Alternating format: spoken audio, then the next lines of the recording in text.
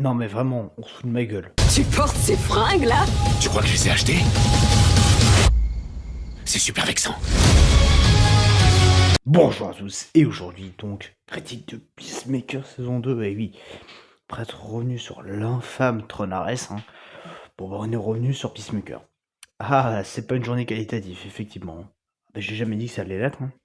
Et donc, oui, je viens de me mater les 1 heure de l'ultime épisode.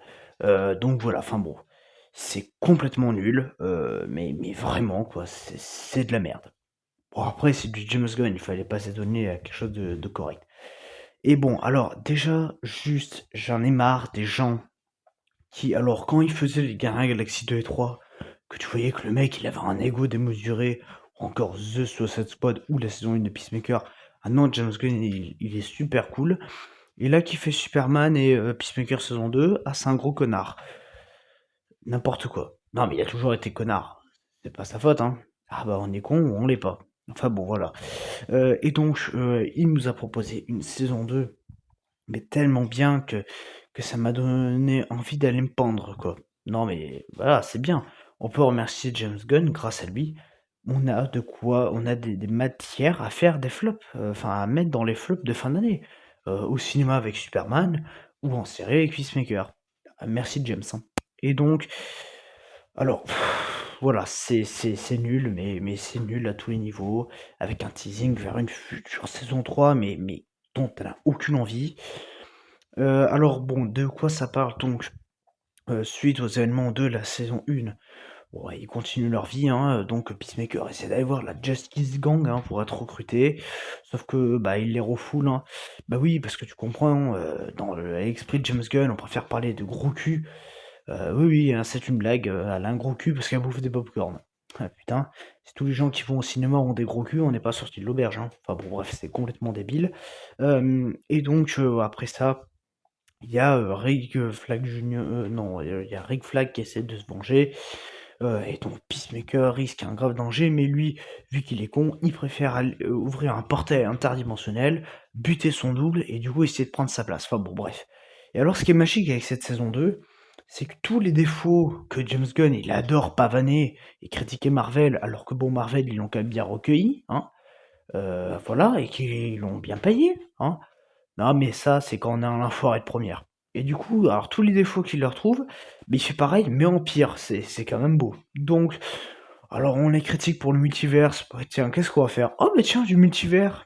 Voilà, ou t'as Peacemaker qui va dans une autre dimension, puis alors en plus, on n'en fait rien, hein. C'est-à-dire qu'ils emmènent des idées plutôt pas mal. Alors, je spoil pas, mais dans l'autre dimension, il y a quelque chose de. Il y a un événement qui fait changer quelques trucs. J'en parle pas, on découvre ça fin épisode 6, mais bon, pour le coup, ça c'était une bonne idée, mais il l'exploite pas en fait, parce qu'il s'en fout. Voilà. 10 minutes, 10 minutes de l'épisode 7, et puis hop, c'est bon, on est de retour ici. Donc non, ça marche pas. Alors pareil, il y a des concepts qu'on te pond, mais qui bah, déjà sur le papier sont enfin peuvent être bien, mais en fait en sont complètement pourris. Genre avec Looney, bah, c'est l'aigle suprême, hein. On te dit ça dans un épisode.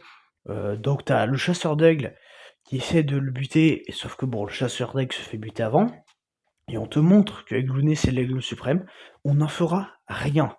Voilà, on te montre une scène où on bute le gars, et après, hop, disparu du scénario, il n'y a plus d'aigle suprême, tout ça. Et alors là où c'est magique, c'est que le gars, il est porté disparu mort, mais tout le monde s'en branle. Voilà, personne ne le cherche. Complètement con. Donc bon, enfin, il n'y a rien qui va. Et puis alors les personnages, ils sont cons, mais ils sont cons. Enfin, ils sont détestables, là.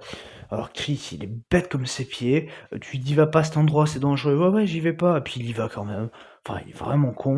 L'autre, là, alors Davian, machin. Enfin, le Deadpool version Wish, là, faut vraiment l'arrêter, ce mec. En fait, il sert à rien, à part essayer de faire le comique de service, mais c'est même pas drôle parce que c'est James Gunn et que James Gunn c'est pas drôle. C'est gênant, mais c'est pas drôle. Enfin bon, voilà, de toute façon, tout l'humour de la série il tombe à plat à chaque fois. Donc en gros, il y a 150 péripéties juste pour que finalement Peacemaker il sache que l'autre elle aime. Enfin, mais c'est complètement nul, avec une fin éclatée au sous-sol. Enfin, et voilà, des problèmes de cohérence, genre, je sais pas, tu fais des choses qui méritent des poursuites pénales, mais non, non, t'inquiète, hein, ça passe, hein. Voilà, je vois pas en quoi avoir fait un crime et avoir failli reproduire le même incident qu'à Metropolis pendant le film Superman, ça te vaut le truc de rester en tôle toute ta vie. Enfin bon, voilà. Ah oui, puis on parlait de Superman, bah, le fanservice aussi, hein. Voilà, alors ça critique Marvel parce que, bah oui, Marvel, il faut tout voir pour tout comprendre, et là on essaie de te faire pareil avec. Donc avec l'épisode 1, on te fout Good From Mirai, pardon, Green Lantern, hein. Les deux se ressemblent beaucoup. Et l'autre conne là, de Isabella Merced là, donc dans une scène qui ne sert à rien du tout. Ah si, à part mettre le frère de James Gunn, parce que bon, il faut le mettre partout celui-là, hein. Enfin bon voilà, tout ça pour te parler de gros cul, enfin, et de bites, de cul, enfin c'est vraiment gênant. Euh, D'ailleurs, en parlant de ça, on te fout des scènes de mecs à poil et tout, mais en fait c'est ça, c'est qu'on essaie de te faire rire, mais c'est lourd quoi, enfin enfin excusez-moi de le dire, mais c'est presque dégueulasse. Enfin voilà, même les propos que Depardieu aurait dit étaient presque moins salaces quoi, sans déconner. Non mais sérieux, c'est une série pour Depardieu quoi. Bah, enfin bref. Enfin, y a rien qui va. Donc ça, et à un moment, donc on te fout Lex Luthor, alors je sais plus dans quel épisode c'est, alors ça doit être le 4 ou le 5. On te le fout parce que bah oui, le scénario est bloqué, et puis bon, vu qu'il faut assurer un minimum de fanservice dans ce DC Universe, et qu'il faut un peu tout relier, on te fout Lex Luthor, ce qui sert strictement à rien, voilà. Ah si, à part continuer un truc, enfin, en fait il se passe des choses, et tu te dis, mais à quel moment ça se passe dans le même univers que Superman? À quel moment Superman, il voit pas qu'il y a des problèmes, il arrive pas, il pète pas la gueule à Rick Flag, et puis hop, problème résolu. Ah oui, pardon, c'est sûrement parce que ça arrangeait pas le scénario, hein. Donc voilà, enfin, c'est nul. Les effets numériques sont éclatés au sous-sol, hein. T'as des espèces de petits monstres, enfin, mais c'est dégueulasse. Enfin, tous les effets numériques sont dégueulasses. T'as des explosions, t'as l'impression de jouer à un jeu PS1.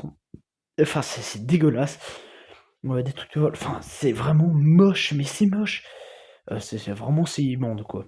Donc bon, là aussi ça suit pas. La photographie, comme d'hab avec James Gunn, c'est complètement hideux. Voilà.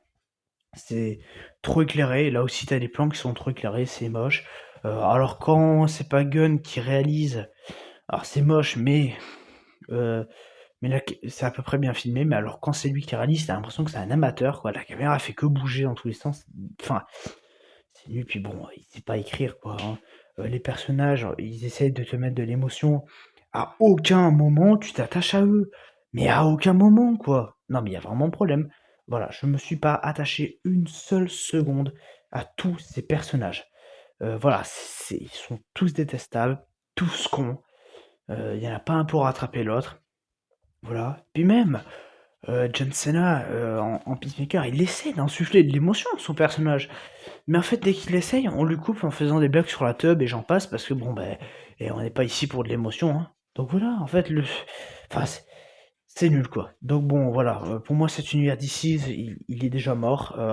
Il est mort dès sa naissance et on va espérer que vraiment ça ne marche pas au box-office et qu'on l'arrête fissa parce que là, ça va. Là, c'est The Marvel multiplié par 15 quoi. Donc, puis alors en plus le wokisme. Oh putain. Non mais bon voilà. Donc l'autre avec sa relation amoureuse, mais t'en as rien à foutre là. AD ou je sais pas quoi, mais on te la fout quand même. Ça te sert à rien, tu sais. Enfin bon voilà. Puis alors voilà, en tout des asiatiques, enfin c'est vraiment là aussi c'est l'apogée du wokisme quoi. Donc non, vraiment c'est dérangeant. Puis ça raconte rien. Et puis c'est nul. Et puis c'est tiré à longueur. Genre pour ce que t'as raconté, ça pourrait durer 3 épisodes. Puis même le désir de multivers d'aller dans des dimensions complètement différentes, il aurait pu, contrairement à Marvel, l'exploiter. Parce que Marvel il te l'évoque mais il l'exploite pas trop. Et il te le montre à un moment dans l'épisode 8. Alors ça on le voyait dans Balance où t'as une porte, où ils ouvrent une porte et t'as tout un autre univers. Mais ça, mais exploite-le, et en fait, il s'en sert juste quand ça l'arrange, quoi. Alors qu'on aurait pu l'exploiter, faire aller Peacemaker tout le monde dans l'univers, puis bon, le méchant est très très méchant, hein.